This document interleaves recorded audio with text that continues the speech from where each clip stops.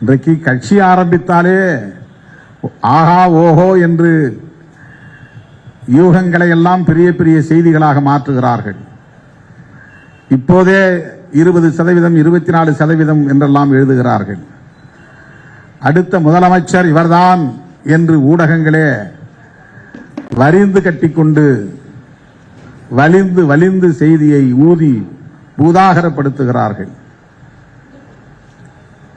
இன்னும் ஒரு தேர்தலில் கூட நிற்கவில்லை. வாக்குகள் எவ்வளவு என்பது யாருக்கும் தெரியாது. ஆனாலும் இந்த சமூகமும் இந்த ஊடகமும் எத்தகைய அணுகுமுறைகளை கொண்டிருக்கின்றன என்பதை நீங்கள் புரிந்து கொள்ள வேண்டும்.